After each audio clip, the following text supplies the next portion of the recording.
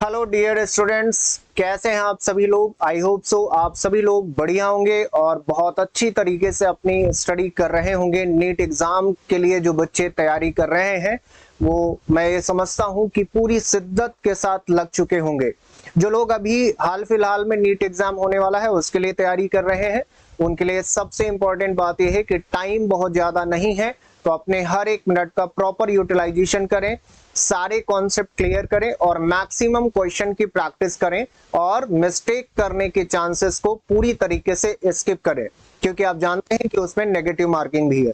और जो लोग आने वाले कमिंग एग्जामिनेशन यानी नेक्स्ट ईयर के लिए प्रिपेयर कर रहे हैं उनके लिए सबसे इंपॉर्टेंट बात यह है कि आपके पास प्रॉपर टाइम है और उस टाइम में आप अपने पूरे सिलेबस को बहुत अच्छी तरीके से कवर कर सकते हैं। और जिस क्रम में हम लोग आगे भी बढ़ चुके हैं, बायोलॉजी जो कि जीव विज्ञान जिसे आप कहते हैं, जीव विज्ञान या बायोलॉजी नीट एग्जाम में लगभग 50% पोर्शन कवर करता है। और इस तरीके से हम ये कह सकते हैं कि ये सबसे महत्वपूर्ण सेक्शन हो जाता है नीट एग्जाम के लिए। तो हम लोगों ने बायोलॉजी या जीव विज्ञान में बेसिकली एक टॉपिक स्टार्ट किया था जिसमें लगभग 8 लेक्चर्स हो चुके हैं और उस टॉपिक का नाम था sexual reproduction in flowering plants यानी पुष्पीय पादपों में लैंगिक जनन। पिछली क्लास में हम लोगों ने पॉलन ग्रेन्स यानी परागकणों की संरचना के बारे में पढ़ लिया था। पिछली क्लास में हम लोगों ने पराग कणों के विकास के बारे में बात किया था। पराग कणों का विकास यानी डेवलपमेंट ऑफ पॉलन ग्रेन्स, या फिर आप इसे ये भी कह सकते हैं कि सामान्य तौर पर हम लोग माइक्रोस्पोर के डेवलपमेंट के बारे में पढ़ चुके थे। ठीक है, और काफी चीजें मैंने आपको परागकण यानी पॉलन ग्रेन की संरचना, परागकण की संरचना, उसके कार्य और उसमें किस तरीके की प्रक्रियाएं होंगी, इसका पूरा विकास कैसे होता है, डेवलपमेंट कैसे होता है, इन सारी चीजों के बारे में पिछली क्लास में हम लोगों ने चर्चा कर लिया था। आज की क्लास में कुछ बेसिक पॉइंट्स जो इससे रिलेटेड हैं वो हम डिस्कस करेंगे और उसके बाद फिर अपनी क्लास में आगे के टॉपिक में मूव कर जाएंगे। तो आइए कुछ जो बेसिक चीजें हैं उसके बारे में भी जान लेते हैं। पिछली क्लास में मैंने आपको परागकण के आवरण के बारे में बताया था और मैंने इसमें आपको ये बताया था कि परागकण की संरचना में जो इसका आवरण है उस आवरण को क्या कहा जाता है, तो उस आवरण को स्पोरोडर्म कहा जाता है। उस आवरण को स्पोरोडर्म कहा जाता है। और मैंने आपको यह भी बताया था कि स्पोरोडर्म की अगर बात किया जाए तो स्पोरोडर्म के पूरी संरचना में सामान्य तौर पर 2 परतें या 2 लेयर्स उपस्थित होती है। और ये 2 परतें कौन कौन सी हैं, तो एक बाह्य परत जिसे हम लोग क्या कहते थे, तो उसे हम लोगों ने एक्साइन कहा था। एक्साइन कहा था जिसे हिंदी में बाह्य चोल कहा जाता है, एक्साइन या बाह्य चोल। और दूसरा आंतरिक परत है जिसे एंटाइन कहा जाता है, एंटाइन या अंतःचोल जिसे आप कह सकते हैं। तो एक्साइन और एंटाइन के बारे में लगभग सारी चीजें हम लोगों ने काफी डेप्थ में जाकर के स्टडी कर लिया था इससे पहले वाली क्लास में। ठीक, अब यहाँ पे कुछ बेसिक पॉइंट्स हैं इससे रिलेटेड जिसके बारे में हम लोग यहाँ पे बात करने वाले हैं। सबसे इंपॉर्टेंट बात यह है कि मैंने आपको ये बताया था एक्साइन की संरचना के साथ साथ मैंने आपको ये बताया था कि एक्साइन जो है वो सामान्य तौर पर काफी थिक लेयर है यानी काफी मोटी परत है। ये बहुत ही ज्यादा थिक लेयर है या मोटी परत है एक्साइन। ठीक, तो यहां पे अगर हम बात करते हैं एक्साइन की तो एक मोटी परत है और सबसे बाह्य परत है। लेकिन ये बात हमेशा सत्य नहीं है। कुछ पर्टिकुलर स्थानों पर यानी कुछ स्पेसिफिक प्लेसेस पर, या आप कह सकते हैं कि कुछ निश्चित स्थान पर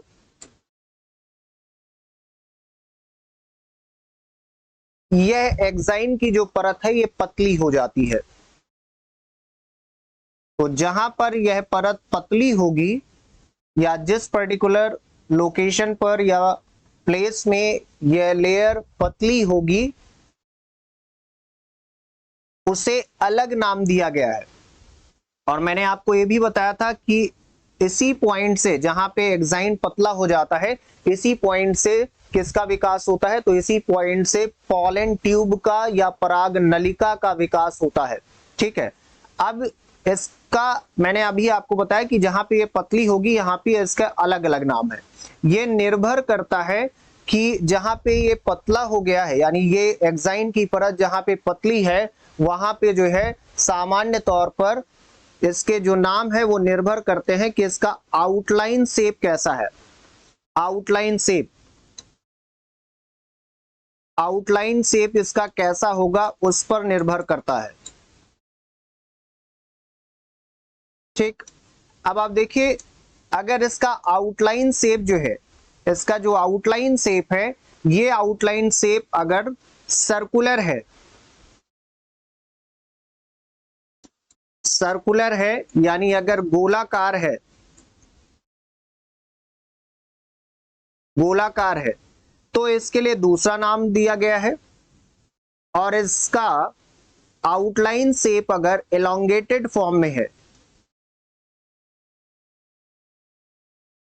एलोंगेटेड है, एलोंगेटेड का मतलब यह है कि लंबवत आकार में अगर है, गोलाकार ना होकर लंबवत आकार में है, तो उसके लिए अलग नाम दिया गया है। कैसे? देखिए, अगर गोलाकार है, ये आउटलाइन जो है ये अगर गोलाकार होगी तो उसका क्या नाम दिया गया है? तो उसे कहते हैं जर्मपोर या जनन छिद्र कहा गया है। फिर कहेंगे इसे, क्या कहेंगे? Germ pore, germ pore. जर्मपोर को हिंदी में कहते हैं जनन छिद्र, इसे कहेंगे जनन छिद्र। ठीक, और अगर ये इलोंगेटेड है, लंबवत है, इसका आउटलाइन अगर लंबवत है, इलोंगेटेड फॉर्म में है, तो फिर इसे क्या कहेंगे? तो ऐसी स्थिति में इसे क्या कहा जाएगा? तो ऐसी स्थिति में इसे कहेंगे जर्म फरो।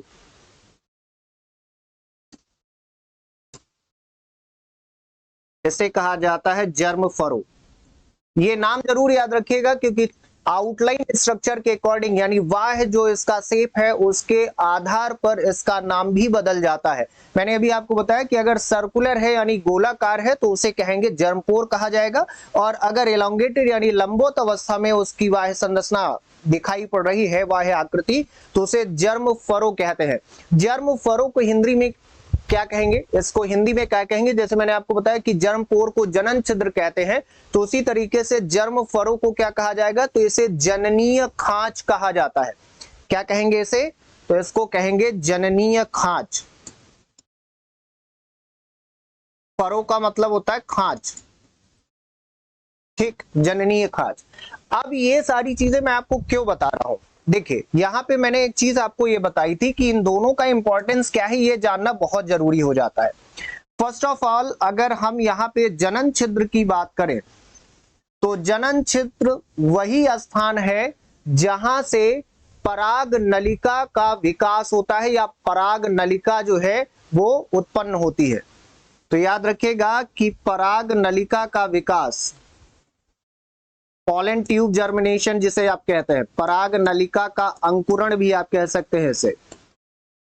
पराग नलिका का अंकुरण जो है वो इसी स्थान से होता है। कहां से होता है? जर्मपोर या जनन छिद्र से होता है। अब अगर हम बात करें जर्मफरो की, जननीय खांच की, तो जननीय खांच सामान्य तौर पर कहां पे होगा, कहां पे नहीं होगा? तो आप ये याद रखिएगा कि जो जर्मपोर वाली संरचना है, आप देख सकते हैं कि जो जर्मपोर या जनन छिद्र वाली संरचना है वो सामान्य तौर पर, यहां पे मैंने लिखा भी था कि एक बीजपत्री में जनन छिद्र अनुपस्थित होते हैं। ठीक, ये आप देखिए बहुत ही इंपॉर्टेंट पॉइंट है, एक बीजपत्री पादपों में। तो ये जो जर्मपोर है या जनन छिद्र है, ये किस में उपस्थित होगा? द्विबीजपत्री पादपों में। ये हमेशा याद रखिएगा कि ये द्विबीजपत्री पादपों में, डाइकोटिलेडन्स में, द्विबीजपत्री पादपों में उपस्थित होगा। जैसे आम किसमें आएगा? द्विबीजपत्री में आएगा। तो आम वगैरह में, इन सारी चीजों में इस तरीके के पादपों में जनन छिद्र उपस्थित होता है। लेकिन एक बीजपत्री पादप की अगर बात किया जाए तो याद रखिएगा कि एक बीजपत्री पादपों में जनन छिद्र अनुपस्थित होता है। एक बीजपत्री में अनुपस्थित होता है, जैसे गेहूं, जौ, धान, मक्का जिसे आप कहते हैं, ये सभी एक बीजपत्री है। तो एक बीजपत्री में जनन छिद्र या जर्मपोर अनुपस्थित होता है, और उपस्थित किसमें होगा? द्विबीजपत्री पादपों में। यहां से डायरेक्टली क्वेश्चन पूछे जाते हैं, याद रखिएगा। अब अगर हम बात करते हैं जर्म फरों की, देखिए यहां पे अगर जर्म फरों की बात किया जाए तो बेटा जर्म फरों की अगर बात किया जाए, जिसे आप जननीय खांच कहते हैं, जननीय खांच उपस्थित होगा किसमें? एक बीजपत्री पादपों में। एक बीजपत्री में क्या पाया जाएगा? जननीय खांच, ठीक। और द्विबीजपत्री में क्या होगा? तो द्विबीजपत्री में क्या पाया जाएगा? जर्मपोर पाया जाएगा, ठीक। ये बेसिक डिफरेंस है यहां पे जो आपको याद रखना है। और एक इंपॉर्टेंट बात यहां पे मैं आपको बताना चाहूंगा कि सामान्य तौर पर, जैसे कि मैंने आपको बताया था कि पराग कण या पॉलन ग्रेन्स में जो एक्सिन का आवरण होता है, एक्सिन जो कि बाह्य चोल है, जो एक्सिन का आवरण है, ये बना होता है स्पोरोपोलिन, जो बहुत ही अधिक प्रतिरोधी होता है, एक अत्यधिक या उच्च प्रतिरोधी बहुलक कार्बनिक पदार्थ होता है, जिसके कारण किसी भी तरीके की प्रतिकूल वातावरणीय परिस्थितियों का इस पर कोई प्रभाव नहीं पड़ता। यानी अत्यधिक ताप, अत्यधिक आर्द्रता, इन सारी चीजों का इस पर कोई प्रभाव नहीं पड़ता। और इसी कारण से हम पॉलन ग्रेन्स को या पराग कणों को एक लंबी अवधि तक फॉसिल्स की तरह या जीवाश्म की तरह संरक्षित करके रख सकते हैं। तो यहां पे मैंने आपको यह भी बताया था कि इन पॉलन ग्रेन्स का या पराग कणों का जो संरक्षण है या संग्रह है, इन पराग कणों का संग्रह कहां पे किया जाता है? तो मैंने आपको बताया था कि इनका जो स्टोरेज है, स्टोरेज या संग्रह, पराग कणों का संग्रह जो है ये कहां पे किया जाता है? तो ये जिस तरीके से ब्लड बैंक होते हैं, सीड बैंक होते हैं, उसी तरीके से पॉलन बैंक भी होते हैं। तो इसका स्टोरेज पॉलन बैंक में किया जाता है। पॉलन बैंक्स, इन पॉलन बैंक्स, पराग बैंक, पॉलन बैंक में इसका स्टोरेज किया जाता है। किसका? पराग कणों का, ठीक है। रीजन क्या है वो आप समझ चुके हैं, मैं आपको पढ़ा भी चुका हूं पिछली क्लास में भी और अभी भी मैंने आपको बताया, ठीक है। अब दूसरी बात यह है कि पराग कणों की सबसे महत्वपूर्ण बात यह है कि जो पराग कण है, ये पराग कण या पॉलन ग्रेन जो है, ये अत्यधिक पोषक होते हैं, यानी rich source of the nutrients, पोषक पदार्थों के एक बहुत बड़े स्रोत होते हैं। याद रखिएगा, पोषक तत्वों के उच्च स्रोत होते हैं। और पोषक तत्वों के उच्च स्रोत होने के कारण इन पराग कणों का या पॉलन ग्रेन्स का प्रयोग जो है पॉलन टैबलेट्स के रूप में किया जाता है, जो कि सप्लीमेंट्री टैबलेट के रूप में यूज करते हैं। सामान्य तौर पर आप देखेंगे कि मेडिकल स्टोर में या मार्केट में एक विटामिन या सप्लीमेंट्री कैप्सूल या टैबलेट के रूप में बहुत सारी चीजें अवेलेबल है, और उनमें से ज्यादातर पॉलन कैप्सूल या पॉलन टैबलेट्स के फॉर्म में होती हैं। तो यही कारण है कि इसका प्रयोग किस रूप में किया जाता है? मेडिकल फील्ड में भी इसका यूज है। किस रूप में? तो पॉलन टैबलेट्स के रूप में, पॉलन टैबलेट्स, पॉलन टैबलेट्स के रूप में इसका प्रयोग किया जाता है। किसका?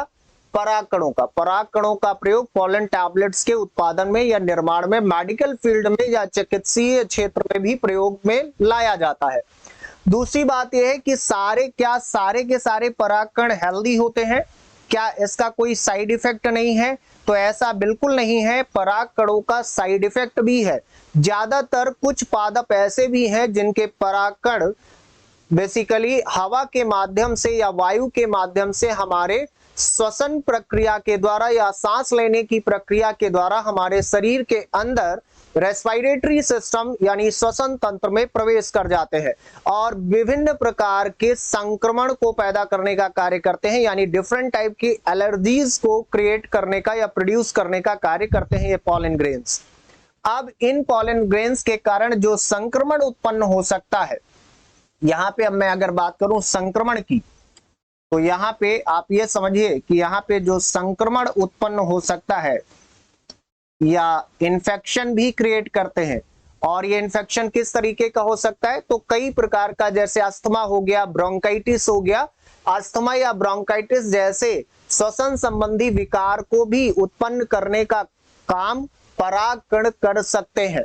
ठीक है, तो यहां पे संक्रमण में जैसे अस्थमा,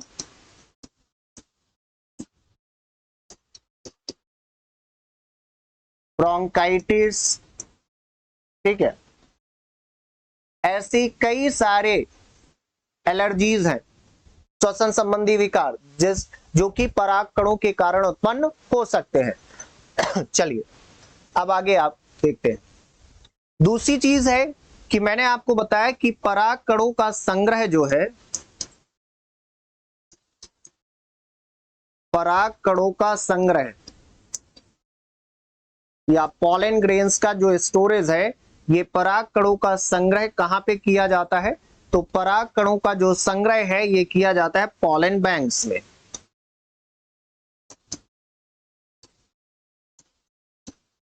पॉलन बैंक्स में इसका संग्रह किया जाता है। ठीक, दूसरी इंपॉर्टेंट चीज ये है कि क्या इसके लिए कोई एक पर्टिकुलर टेम्परेचर, कोई एक पर्टिकुलर एनवायरनमेंट या वातावरणीय दशा महत्वपूर्ण है, तो हाँ बिल्कुल।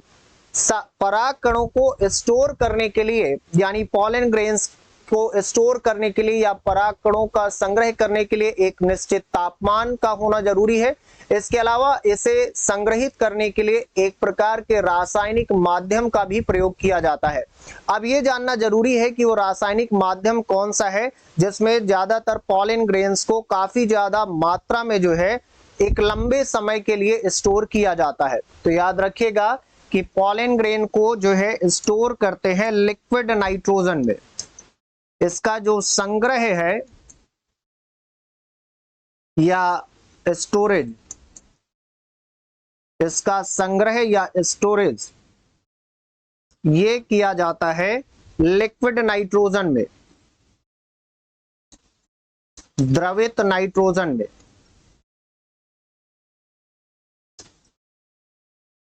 इसका संग्रह द्रवित नाइट्रोजन में किया जाता है या लिक्विड नाइट्रोजन में किया जाता है। यह बहुत ही इंपॉर्टेंट पॉइंट है, इसे जरूर याद रखिएगा।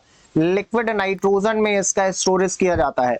Now what's about to the temperature, तो भी इसके लिए एक निश्चित तापमान का होना भी आवश्यक है। और किस टेम्परेचर में इसे स्टोर करते हैं, तो इसके लिए जो एक फिक्स टेम्परेचर है वो बहुत ही बिलो टेम्परेचर होता है, बहुत ही न्यूनतम तापमान में इसे स्टोर किया जाता है, दैट इज -196 डिग्री सेल्सियस। तो इसके लिए जो तापमान है वो कितना है, that is -196 degree Celsius. -196 degree Celsius के तापमान में परागकणों का संग्रह किया जाता है। यह भी आप याद रखिएगा। क्लियर है यहां तक? चलिए, तो जनरली ये सारी बेसिक चीजें हम लोगों ने यहाँ पे डिस्कस कर लिया है। अब हम बात करने वाले हैं यहाँ पे कि पॉलन ग्रेन्स के प्रोसेस के बारे में भी या परागकणों के विकास के क्रम के बारे में भी बात करेंगे। आइए देखिए, परागण पूर्व विकास यानी पॉलिनेशन के पहले क्या डेवलपमेंट होते हैं या किस तरीके का विकास होता है, इसके बारे में आपको पढ़ना है।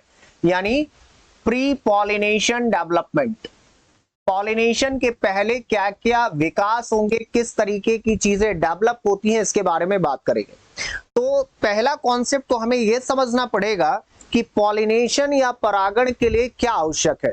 यह हमें बेहतर पता है कि परागण या पॉलिनेशन जो है वो पुष्पीय पादपों में होने वाली यानी फ्लावरिंग प्लांट्स में होने वाली एक प्रकार की लैंगिक जनन की प्रक्रिया है, यानी एक तरीके का सेक्सुअल रिप्रोडक्शन का प्रोसेस है। अब अगर यहां पे मैं मेंशन कर रहा हूं कि यह एक तरीके की लैंगिक जनन की प्रक्रिया है, ध्यान से समझिएगा यहां पे। जैसे परागण या पॉलिनेशन की अगर हम बात करते हैं तो ये परागण है क्या, तो पुष्पीय पादपों में होने वाली लैंगिक जनन की प्रक्रिया है ना। पुष्पीय पादपों में यानी फ्लावरिंग प्लांट्स में या एंजियोस्पर्म में, पुष्पीय पादपों में होने वाली कैसी प्रक्रिया है, तो लैंगिक जनन की प्रक्रिया है, लैंगिक जनन की प्रक्रिया है। सेक्सुअल रिप्रोडक्शन का प्रोसेस है जो कि किसी एंजियोस्पर्म या फ्लावरिंग प्लांट में होता है। अब यहां पे अगर मैंने ये मेंशन किया कि ये जो है एक तरीके का कैसा प्रोसेस है, लैंगिक जनन की प्रक्रिया है, तो लैंगिक जनन की अगर प्रक्रिया है तो इसके लिए दो चीजें रिक्वायर्ड होंगी। दो चीजें हैं जो बहुत ही इंपॉर्टेंट हैं लैंगिक जनन की प्रक्रिया के लिए। क्या दो चीजें हैं जो आवश्यक होंगी, एक नर युग्मक और दूसरा मादा युग्मक। तो यहां पे दो चीजें आवश्यक हैं इस प्रक्रिया के लिए। सबसे पहले तो आवश्यक है नर युग्मक यानी मेल गैमेट, और दूसरा आवश्यक हो जाता है मादा युग्मक यानी फीमेल गैमेट। अब चूंकि हम बात कर रहे हैं किसके बारे में, पुष्पीय पादपों के बारे में, यानी एंजियोस्पर्म या फ्लावरिंग प्लांट्स के बारे में बात कर रहे हैं ना, तो यहां पे नर युग्मक और मादा युग्मक के रूप में किसका विकास होता है, तो ये भी आप जानते हैं कि यहाँ पे नर युग्मक के रूप में डेवलपमेंट होता है किसका, पराग कणों का। आप पढ़ भी चुके हैं कि परागकण ही वास्तविक नर युग्मक होते हैं, परागकण या पॉलन ग्रेन्स जो कि नर युग्मक होंगे। और मादा युग्मक की अगर बात किया जाए, फीमेल गैमेट की, तो मादा युग्मक क्या होते हैं, तो जो ओव्यूल हैं, बेसिकली ओव्यूल जिसे आप बीजांड कहते हैं, ठीक है,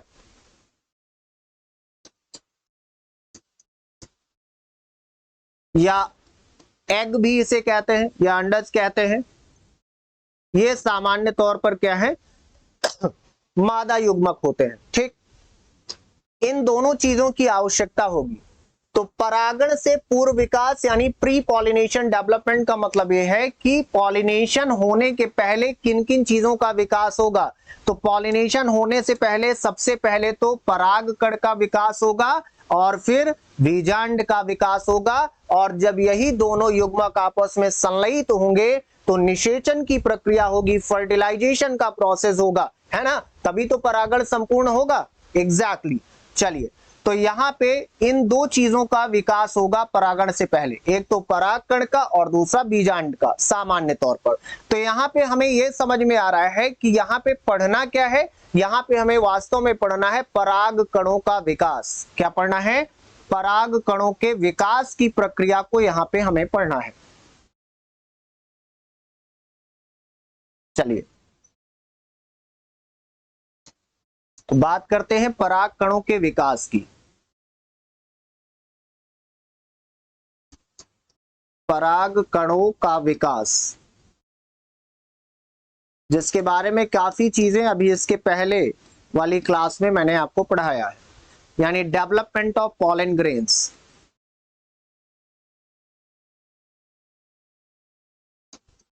डेवलपमेंट ऑफ पॉलन ग्रेन्स,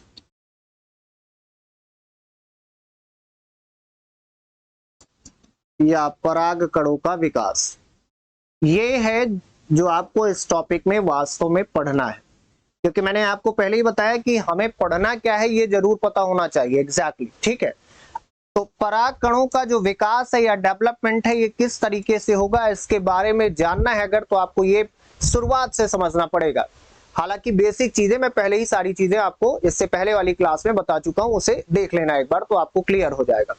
देखिए, शुरुआत में सबसे पहले होता क्या है कि पॉलिन ग्रेन या पराग कण के अंदर का जो प्रोटोप्लास्ट है, याद रखिएगा, पराग कणों के अंदर का जो प्रोटोप्लास्ट है, ठीक है, वो प्रोटोप्लास्ट शुरुआत में कैसा होता है और फिर लिबरेशन के टाइम में कैसा होता है, ये आपको पता होना चाहिए। ठीक, तो जैसे ही परागकण परिपक्व होते जाते हैं या मैच्योर हो जाते हैं, तो याद रखिएगा कि पराग कणों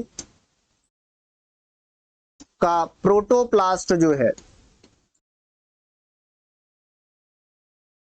पराग कणों में जो प्रोटोप्लास्ट उपस्थित है, वो प्रोटोप्लास्ट शुरुआत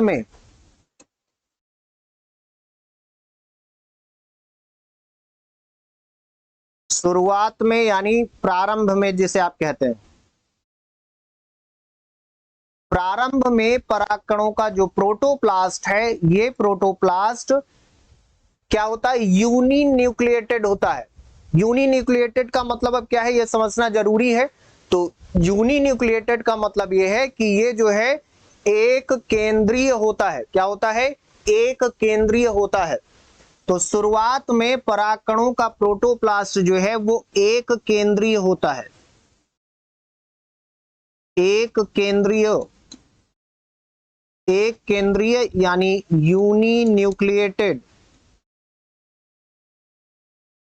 या यूनिन्यूक्लिएट, एक केंद्रीय होता है। ये कब होगा, फिर से आपको बता दे रहा हूं, तो ये होता है स्टार्टिंग में, बिगनिंग में। स्टार्टिंग में जब परागकण आप देखेंगे तो शुरुआती में या प्रारंभिक समय में परागकणों का प्रोटोप्लास्ट कैसा होगा, तो एक केंद्रीय होता है यानी यूनिन्यूक्लिएटेड होता है। लेकिन बाद में इसमें परिवर्तन हो जाता है।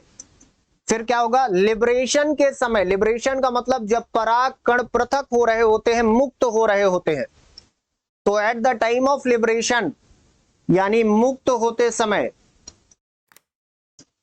जब ये एंथर से मुक्त होते हैं,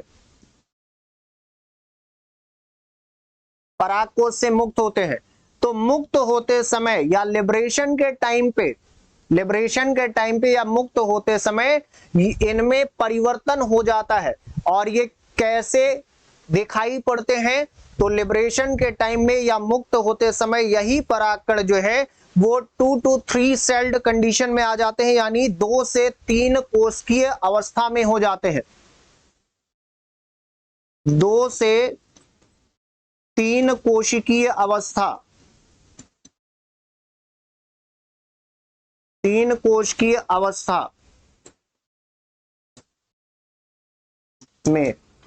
तो यहां पे ये कैसे हो जाएंगे, 2 से 3 कोशिकीय अवस्था में हो जाते हैं। कब हो जाते हैं, तो मुक्त होते समय या लिबरेशन के टाइम पे। ये बेसिक परिवर्तन है, आप चाहें यहां से भी देख सकते हैं। अब जब 2 से 3 कोशिकीय अवस्था का कॉन्सेप्ट बनता है, यानी 2 to 3 सेल्ड स्टेज आती है at the time of liberation, तो लिबरेशन के टाइम में जब यही pollen grains 2 to 3 sailed condition या स्टेज में आते हैं, यानी 2 से 3 कोश की अवस्था में आ जाते हैं, तो अब वहां पे क्या होगा, तो यहां पे होगा कैसे कि स्टार्टिंग में या शुरुआत में पॉलन ग्रेन या पराग कणों के केंद्रक में वृद्धि होती है, यानी केंद्रक के आकार में वृद्धि होती है। साइज ऑफ न्यूक्लियस जो है वो इंक्रीज करता है स्टार्टिंग में। इतना क्लियर है? चलिए इसके आगे देखते हैं। यहां मैंने आपको बताया कि स्टार्टिंग में क्या होगा कि पराग कण जो है, पराग कणों में क्या होगा, तो पराग कणों के केंद्रक के आकार में वृद्धि होती है। पराग कणों के केंद्रक के आकार में वृद्धि होगी। पराग कणों के केंद्रक के आकार में वृद्धि होगी, यानी पॉलन ग्रेन्स के न्यूक्लियस का साइज इंक्रीज कर जाएगा। केंद्रक के आकार में वृद्धि, साइज इंक्रीज कर जाएगा। अब जैसे ही न्यूक्लियस का साइज इंक्रीज करेगा, ठीक है, इसको आप ऐसे समझिए, मैं डायग्राम से भी आपको समझाता चल रहा हूं। मान लेते हैं कि ये पॉलन ग्रेन है या पराग कण है, ठीक, और इस पराग कण में ये इसका आवरण है, ये इसका आवरण हो गया, जिसे आप स्पोरोडर्म कहते हैं, ठीक है। इस पराग कण के अंदर का जो ये केंद्रक है, ये केंद्रक जो है, इस केंद्रक के आकार में क्या होगा, तो इस केंद्रक के आकार में यहां पे इंक्रीज होगा, यानी ये केंद्रक या न्यूक्लियस का साइज जो है ये धीरे धीरे करके इंक्रीज करेगा, यानी वृद्धि करेगा। इस तरीके से इंक्रीज होगा, वृद्धि करेगा। ठीक, अब जैसे ही इसके केंद्रक के आकार में वृद्धि होगी तो आप समझते ही हैं कि अब यहां पे कहीं ना कहीं कोशिका विभाजन की प्रक्रिया होने वाली है। और बिल्कुल सही बात है कि जैसे ही केंद्रक का आकार यहां पे बढ़ेगा वैसे ही अब यह परागकण जो है, ये परागकण जो है यह समसूत्री कोशिका विभाजन की प्रक्रिया से गुजरता है। किस तरीके से? तो यहां पे अब ये होगा, इसके बाद क्या होगा, इसमें समसूत्री कोशिका विभाजन होगा, यानी माइटोटिकली डिवाइड होगा। ये समसूत्री कोशिका विभाजन, माइटोटिकली डिवाइड होगा पॉलन ग्रेन सेल यहां पे। अब जैसे ही समसूत्री कोशिका विभाजन होगा तो आपको पता है कि समसूत्री कोशिका विभाजन या mitosis type of cell division में जितने number of chromosomes mother cell में होते हैं उतने ही number of chromosome daughter cells में होते हैं। यानी मात्र कोशिका में जितनी संख्या गुणसूत्रों की होगी, कोशिका विभाजन के बाद जो संतति कोशिकाएं बनेंगी उन संतति कोशिकाओं में भी उतने ही गुणसूत्र हो जाते हैं। तो इस तरीके से समसूत्री कोशिका विभाजन से जब यह परागकण गुजरता है केंद्रक के आकार में वृद्धि के पश्चात, तो यहां पे सामान्य तौर पर दो प्रकार की कोशिकाएं उत्पन्न होती है, यानी दो कोशिकाएं उत्पन्न होंगी यहां पे। आइए देखते हैं दो कोशिकाएं उत्पन्न होंगी किस तरीके से। तो यहां पे जब ये सेल डिवीजन होगा, समसूत्री विभाजन होगा, मैं फिगर से भी आपको समझा दे रहा हूं क्लियर हो जाए जिससे। तो समसूत्री विभाजन होगा तो यहां पे समसूत्री विभाजन से दो संतति कोशिकाएं बनेंगी, दो संतति कोशिकाएं, यानी दो डॉटर सेल उत्पन्न होंगी, दो डॉटर सेल प्रोड्यूस होंगी, यानी दो संतति कोशिकाओं का उत्पादन होगा। ठीक है, चलिए अब इनमें जो दो संतति कोशिकाएं उत्पन्न होंगी उनमें से एक कोशिका बड़े आकार की होगी और दूसरी कोशिका छोटे आकार की होगी। ये आप याद रखिएगा, एक बड़ी कोशिका होगी, बिगर साइज की सेल होगी, और दूसरी जो है छोटी कोशिका होगी, स्मॉल साइज की सेल होगी। ठीक, यानी जैसे ही समसूत्री कोशिका विभाजन होगा तो यहां पे एक बड़े आकार की कोशिका उत्पन्न होगी और एक छोटे आकार की कोशिका उत्पन्न होगी। ठीक है, चलिए यहां पे जो बड़े आकार की कोशिका है और एक जो छोटे आकार की कोशिका है, इन दोनों को अलग अलग नाम दिया गया है क्योंकि इनके फंक्शन भी या कार्य भी अलग अलग है। बड़े आकार की जो कोशिका है उसे वेजिटेटिव सेल या ट्यूब सेल कहते हैं। जो बड़े आकार की कोशिका है उसे वेजिटेटिव सेल कहा जाता है, वेजिटेटिव सेल कहते हैं इसे, या इसी को ट्यूब सेल भी कह दिया जाता है, ट्यूब सेल। ठीक है, ये बड़े आकार की कोशिका है, वेजिटेटिव सेल या ट्यूब सेल, जिसे वनस्पति कोशिका भी कहा जाता है। इसी को वनस्पति कोशिका या वर्धी कोशिका भी कहा जाता है। याद रखिएगा कि इसी को वनस्पति कोशिका या वर्धी कोशिका भी कहा जाता है। वनस्पति या वर्धी कोशिका, हिंदी में इसे वनस्पति या वर्धी कोशिका कहते हैं। ठीक है, अब दूसरी कोशिका जो है, तो जो दूसरी कोशिका है वो होती है generative cell, generative cell, generative cell. Generative cell को क्या कहा जाता है हिंदी में? तो जनरेटिव सेल नाम से ही लग रहा है, इसे जनन कोशिका कहा जाता है या इसे कहते हैं जनन कोशिका। जनन कोशिका इसे कहा जाता है, जनरेटिव सेल या जनन कोशिका कहा जाएगा। तो यहां पे जो जनन कोशिका है ये जनन कोशिका हो गई एक, और एक वेजिटेटिव सेल यानी वनस्पति या वर्धी कोशिका हो गई। और यहां मैंने आपको ये बताया ही है कि जो वर्धी कोशिका यानी वेजिटेटिव सेल है ये बड़े आकार की होगी, बिगर इन साइज, आकार में बड़ी होगी, जबकि जनरेटिव सेल की बात किया जाए तो ये स्मॉलर होगी, स्मॉल इन साइज, छोटे आकार की कोशिका होगी। ठीक, ये बेसिक डिफरेंस है यहाँ पे। इस तरीके से आप देखिए कि यहाँ पे परागकण की कोशिका या पॉलन ग्रेन की सेल किस तरीके से डेवलप हो रही, किस तरीके से उसमें कोशिका विभाजन के द्वारा दो अलग अलग प्रकार की कोशिकाओं का निर्माण यहाँ पे हो रहा है। क्लियर है यहाँ पे? चलिए अब यहाँ पे आप समझिए कि जो वेजिटेटिव सेल है, जो वेजिटेटिव सेल है, इस वेजिटेटिव सेल का क्या काम है, क्या इंपॉर्टेंस है, इसके बारे में समझते हैं। देखिए यहां पे अगर मैं बात करता हूं वेजिटेटिव सेल की,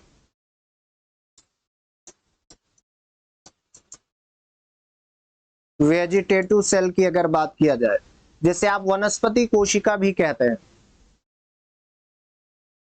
वेजिटेटिव सेल या जिसे आप क्या कहेंगे, वनस्पति कोशिका कहेंगे।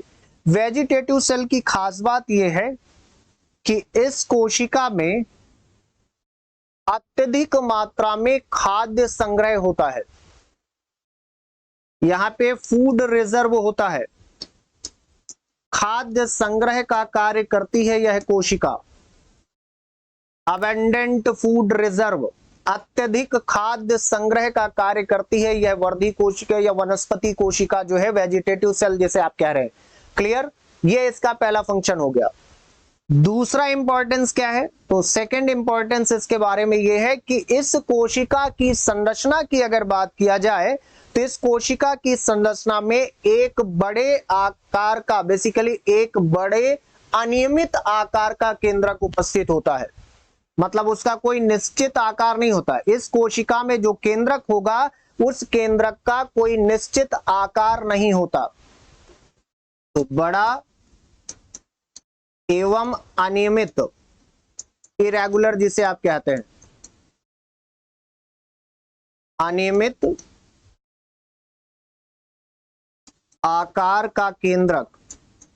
तो इस कोशिका का जो केंद्रक है वो साइज में बड़ा होगा, लेकिन उसका कोई फिक्स शेप नहीं होगा, इसीलिए उसे इरेगुलर शेप का मानते हैं हम, या अनियमित आकार का मान लेते हैं। ठीक, ये तो था वेजिटेटिव सेल के बारे में, यानी वनस्पति कोशिका के बारे में था। अब इसके बाद हम बात करते हैं जनरेटिव सेल की। अब यहां पे बात करते हैं जनरेटिव सेल की। जनरेटिव सेल जिसे आप जनन कोशिका भी कहते हैं,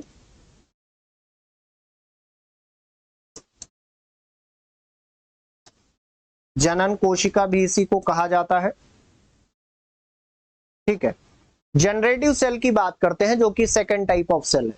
ठीक है, जनरेटिव सेल सबसे ज्यादा महत्वपूर्ण है इन दोनों संतति कोशिकाओं में, जो अभी यहाँ पे परागकण की कोशिका विभाजन के द्वारा निर्मित हुई है, जो कि काफी छोटे आकार की है। तो जनरेटिव सेल की अगर बात किया जाए तो जनरेटिव सेल का जो बेसिकली आकार है वो आकार जो है स्पिंडल शेप्ड होता है। कैसा होता है? स्पिंडल शेप्ड होता है। इसका आकार जो है स्पिंडल शेप्ड होता है। ठीक है,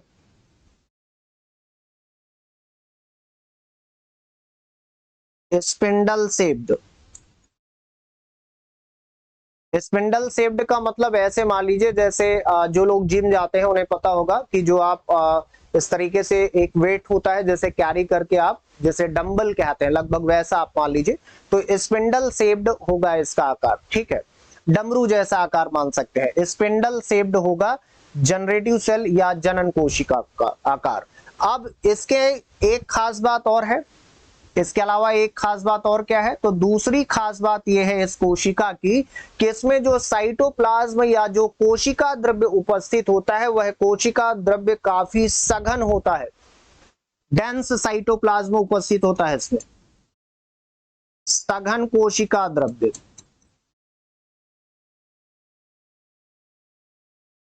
सघन कोशिका द्रव्य उपस्थित होता है, इसमें काफी डेंस साइटोप्लाज्म प्रेजेंट होगा।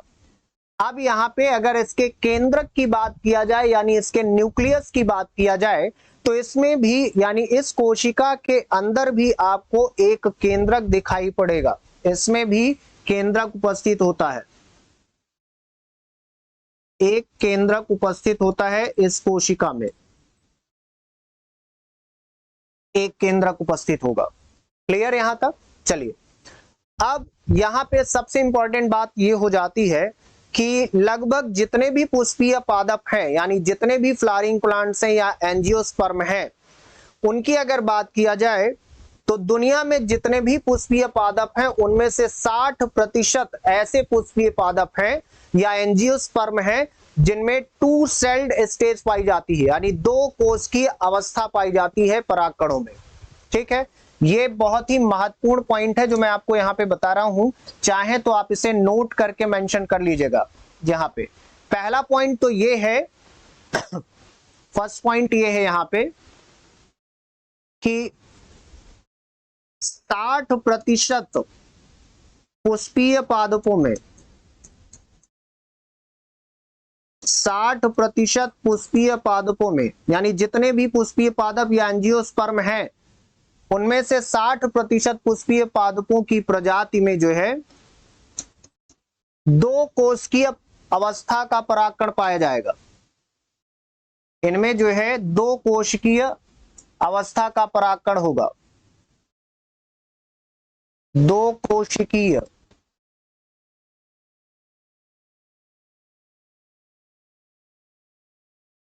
परागकण, 2 सेल्ड स्टेज का पॉलन ग्रेन उपस्थित होगा। जैसे मैंने पहले आपको शुरुआत में बताया था कि 2 से 3 कोश की अवस्था हो सकती है। अब यहाँ पे जो बचे हुए पुष्पीय पादप हैं यानी लगभग 40% जो है शेष पुष्पीय पादपों की अगर बात किया जाए तो शेष पुष्पीय पादपों में जो इसके अलावा बचे हुए रिमेनिंग जो स्पीसीज हैं एंजियोस्पर्म की या फ्लावरिंग प्लांट्स की, तो शेष पुष्पीय पादपों की अगर बात किया जाए तो उनमें जो है ये जो जनरेटिव सेल है, ये जो जनरेटिव सेल है, यह जनरेटिव सेल जो है विभाजित हो जाती है फिर से। ठीक है, यह जनरेटिव सेल फिर से विभाजित हो जाती है और समसूत्री विभाजन के द्वारा विभाजित होती है और विभाजित होकर के कौन सी स्थिति बनाएगी, तो विभाजित होकर के 2 नर युग्मकों को उत्पन्न करती है और इस प्रकार से 3 कोश की अवस्था बन जाती है। तो शेष पुष्पीय पादपों में ये जो जनरेटिव सेल है, ये जनरेटिव सेल विभाजित होगी और विभाजन के बाद जो है क्या होगा कि 2 नर युग्मक का निर्माण होगा और इस प्रकार से 3 कोशिकीय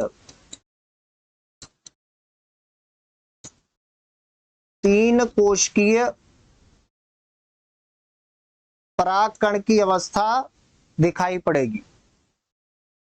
ठीक, क्लियर है? चलिए तो याद रखिएगा ये 3 कोशिकीय परागकण की जो अवस्था है 3 सेल्ड स्टेज जो है ये कैसे होगी, तो ये 3 सेल्ड स्टेज कब होगी, जब यह जनन कोशिका जो है, ये जनन कोशिका जो है यह समसूत्री विभाजन करेगी, समसूत्री विभाजन कर लेती है और इस समसूत्री विभाजन की प्रक्रिया द्वारा जो है 2 नर युग्मकों का विकास हो जाता है। समसूत्री विभाजन करेगी और उसी समसूत्री विभाजन के द्वारा 2 नर युग्मक यानी 2 मेल गैमेट प्रोड्यूस होंगे, 2 नर युग्मकों का विकास या 2 मेल गैमेट डेवलप हो जाएंगे या प्रोड्यूस हो जाएंगे। ठीक है, और ये सारी चीजें किसमें होंगी, तो ये सारी की सारी चीजें होंगी 3 सेल्ड स्टेज में, शेष जो पुष्पीय पादप हैं उनमें। क्लियर है? तो इस तरीके से हमने यहाँ पे ये पूरा कॉन्सेप्ट समझा कि किस तरीके से यहाँ पे पूरे के पूरे परागकण का विकास होता है। ठीक है, तो अब एक बार हम लोग जो पीपीटी पे मैंने यानी स्लाइड में जो कंटेंट डाले हैं उससे अब इसको कंपेयर कर लेते हैं। कंपेयर का मतलब अब हम रिवीजन कर लेंगे। यहाँ पे पूरा कॉन्सेप्ट हमने समझा, अब उसको हम पूरी तरीके से अपने कॉन्सेप्ट को रिवाइज कर लेते हैं। तो आइए एक बार रिवाइज कर लेते हैं। देखिए, ये है परागण पूर्व विकास, प्री पॉलिनेशन डेवलपमेंट, जिसके बारे में हम पढ़ रहे थे। मैंने आपको पहले ही बताया था कि इसमें पढ़ना क्या है, तो आप लोग समझ चुके थे कॉन्सेप्ट से कि इसमें हमें बेसिकली पराग कणों के विकास के बारे में स्टडी करना। देखिए यहाँ पे कह रहा है कि माइक्रोस्पोर्स को आंशिक रूप से विकसित नर गैमेटोफाइट के रूप में परिभाषित कर सकते हैं। देखिए माइक्रोस्पोर किसे कहते हैं, तो मैंने अभी आप शुरुआत में पहले की क्लास में भी बताया था कि लघु बीजाणु, लघु बीजाणु जिसे आप हिंदी में कहते हैं उसी को इंग्लिश में माइक्रोस्पोर कहा जाता है। और बेटा पराग कणों को ही लघु बीजाणु कहा जाता है, पॉलन ग्रेन को ही माइक्रोस्पोर ही कहा जाता है। तो यहाँ पे ये कह रहा है कि जो पराग कण यानी जो माइक्रोस्पोर्स है या लघु बीजाणु है, उन्हें जो है हम क्या कह सकते हैं कि वो आंशिक रूप से विकसित नर गैमेटोफाइट है, यानी वो पूरी तरीके से विकसित नहीं हुए हैं। और इसीलिए हम उन्हें कह सकते हैं कि जो माइक्रोस्पोर या लघु बीजाणु हैं, ये पार्शियली डेवलप्ड क्या है, तो पार्शियली डेवलप्ड नर गैमेटोफाइट है। नर गैमेटोफाइट को भी मैंने आपको बताया था कि इसे हिंदी में नर युग्मकोद्भिद कहा जाता है, नर युग्मकोद्भिद कहा जाता है। ठीक, चलिए फिर माइक्रोस्पोर माइटोटिक विभाजन द्वारा एक छोटी जनरेटिव कोशिका जो स्पोर भित्ति के समीप पाई जाती है तथा एक बड़ी कायिक कोशिका का निर्माण करते हैं। वही कॉन्सेप्ट है जो अभी मैंने आपको बताया था कि जो पराग कण है, चूंकि अभी मैंने आपको बताया कि माइक्रोस्पोर ही क्या है, पराग कण है, तो जो पराग कण है ये पराग कण कौन सा विभाजन करते हैं, तो ये पराग कण माइटोटिक डिवीजन का मतलब क्या है, समसूत्री विभाजन, जो अभी आपने पढ़ा था, ये आप देख भी सकते हैं, आपने यही पढ़ा है ना, ये आप देखिए कि समसूत्री विभाजन, ये देखिए पराग कण समसूत्री कोशिका विभाजन कर रहा था। ठीक है, तो यहाँ पे वही लिखा है कि ये पराग कण जो है समसूत्री कोशिका विभाजन द्वारा दो संतत कोशिकाओं को उत्पन्न करते हैं, एक छोटे आकार की और एक बड़े आकार की। छोटे आकार की कोशिका जो है उसे जनरेटिव कोशिका कहते हैं, ठीक है, और जो एक बड़े आकार की है उसे क्या कहते हैं, तो उसे क्या कहते हैं, कायिक कोशिका या वर्धी कोशिका यानी ट्यूब सेल या वेजिटेटिव सेल कहा जाता है। और यही कॉन्सेप्ट आपने आगे पढ़ा था। चलिए क्लियर, यही पूरा कॉन्सेप्ट आपने यहां तक स्टडी किया है। फिर कह रहा है कि जनरेटिव कोशिका के चारों ओर एक कैलोज लेयर का जमाव हो जाता है।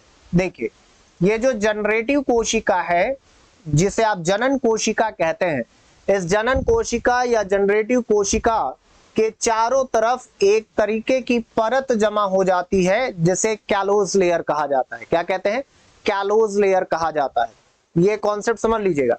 फिर कह रहा है कि जनरेटिव कोशिका माइक्रोस्पोर की भित्ति से दूर होने से कोशिका द्रव्य में मुक्त हो जाती है। अब ये जो जनरेटिव कोशिका है यानी जनन कोशिका है, ये पराग कण की भित्ति से क्या होती है, काफी दूर होती है, और पराग कण की भित्ति से दूर होने के कारण ये किसमें फ्री हो जाती है, तो किसमें हो जाएगी, कोशिका द्रव्य में या साइटोप्लाज्म में, जिससे कैलोज की लेयर क्या हो जाती है, डिसॉल्व हो जाती है। तो ये जो कैलोज लेयर है ये क्या हो जाएगी, डिसॉल्व हो जाएगी, और पराग कण इस द्विकोशिकीय अवस्था पर एंथर से बिखर जाते हैं। तो ये पॉइंट आप देखिए, यहाँ पे द्विकोशिकीय अवस्था की बात कर रहा है, यानी टू सेल्ड स्टेज की बात कर रहा है, टू सेल्ड स्टेज जो अभी मैंने आपको बताया था। और ये टू सेल्ड स्टेज किसमें होती है, ज्यादातर फ्लावरिंग प्लांट्स में 60% पुष्पीय पादपों में यही अवस्था पाई जाती है। ये मैं आपको बता भी चुका हूं, 60% पुष्पीय पादपों में, ठीक है। और इसके अलावा जो रिमेनिंग है उनमें भी मैं आपको बता चुका हूं कि जो रिमेनिंग है बचे हुए यानी शेष जो पुष्पीय पादप है उसमें 3 कोश की अवस्था पाई जाती है। तो यहां तक ये सारी चीजें हम लोगों ने डिस्कस कर लिया है, क्लियर है। यहां तक हम इस पूरे टॉपिक को कंफर्म कर चुके हैं। अब इसके बाद जो अपना टॉपिक आता है वो अगला टॉपिक आपका कौन सा आता है, तो नेक्स्ट टॉपिक आता है परागण के पश्चात विकास की बात कर रहा है, यानी पोस्ट पॉलिनेशन के बात कर रहा है। तो परागण के पश्चात क्या क्या डेवलपमेंट होंगे, यानी पोस्ट पॉलिनेशन डेवलपमेंट के बारे में पढ़ना है। तो अपनी नेक्स्ट क्लास में हम लोग उस टॉपिक को कवर करेंगे। आज के लिए इतना ही, फिर मिलेंगे। जय हिंद, जय भारत।